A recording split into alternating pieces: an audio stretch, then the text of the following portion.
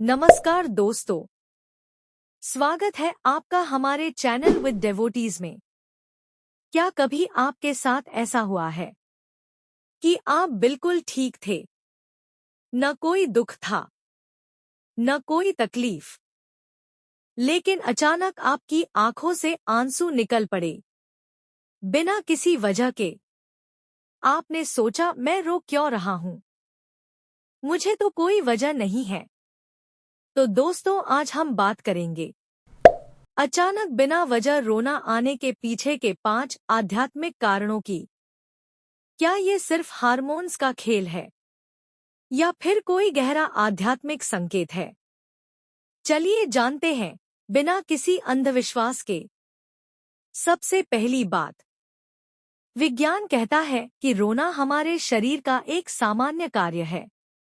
यह तनाव हार्मोन्स को बाहर निकालता है, लेकिन आध्यात्मिक दृष्टिकोण कुछ और कहता है। कई प्राचीन ग्रंथों में आंसुओं को ऊर्जा का एक रूप माना गया है। जब शरीर में कोई ऊर्जा अवरोध होता है, तो वह आंसुओं के रूप में बाहर निकलता है। अब जानते हैं 5 मुख्य आध्यात्मिक कारण।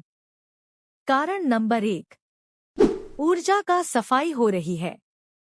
जब आपके शरीर या आभा में नकारात्मक ऊर्जा जमा हो जाती है, तो ब्रह्मांड उसे बाहर निकालने का रास्ता ढूंढता है, और आंसू सबसे आसान रास्ता है। बिना वजह रोना इस बात का संकेत है कि आपके अंदर की पुरानी दर्द, पुराने जख्म और दबी हुई भावनाएं बाहर निकल रही हैं। यह एक सकारात्मक संकेत है। समझो कि आप हल्के हो रहे हो। कारण नंबर 2, अवचेतन मन कुछ प्रोसेस कर रहा है। हमारा अवचेतन मन हर उस बात को याद रखता है जो हमने कभी महसूस की, चाहे हम भूल गए हों। जब आप शांत होते हैं, तो अवचेतन मन उन दबी हुई भावनाओं को सतह पर लाता है, और वो आंसुओं के रूप में बाहर आती है।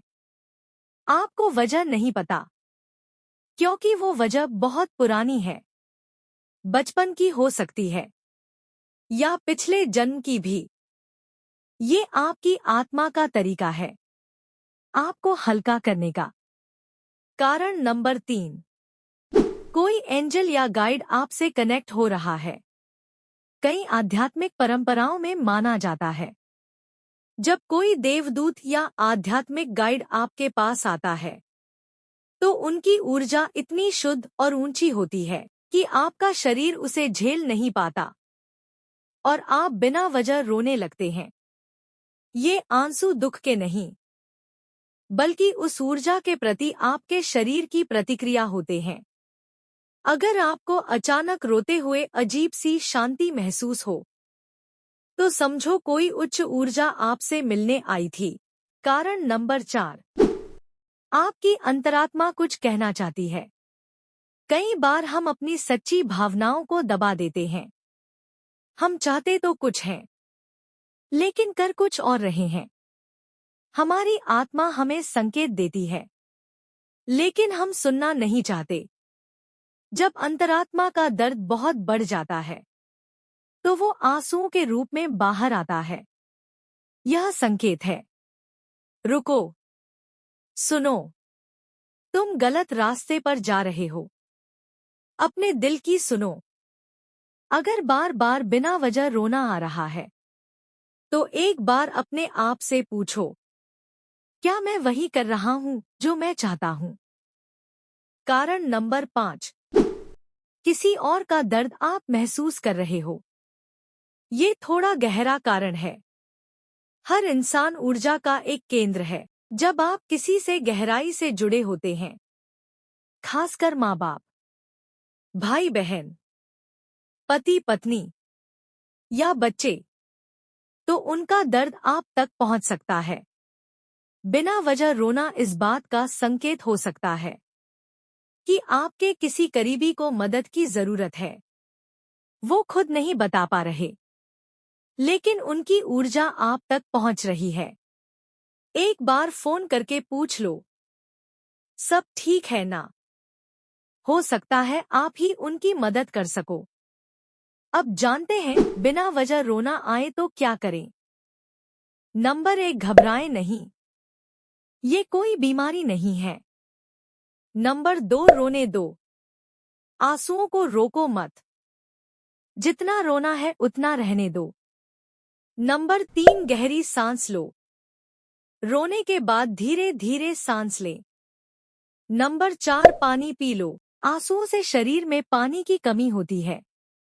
नंबर 5, अपने आप से पूछो, मुझे क्या चाहिए? मैं क्या महसूस कर रहा हूँ? नंबर 6, जर्नल करो। जो भी मन में आए लिख दो, बिना सोचे समझे। नंबर 7, मेडिटेशन करो। बस 5 मिनट बैठो अपने आंसुओं के साथ। अब जानते हैं क्या ना करें। नंबर 1, आंसू मत दबाओ। रोने से कमजोर नहीं होते। नंबर 2, खुद को जज मत करो। मैं क्यों रो रहा हूँ ये सोचकर परेशान मत हो। नंबर 3, तुरंत दवा मत लो। बिना डॉक्टर के कोई दवा ना ले। नंबर 4, लोगों को बेवजह बताओ मत।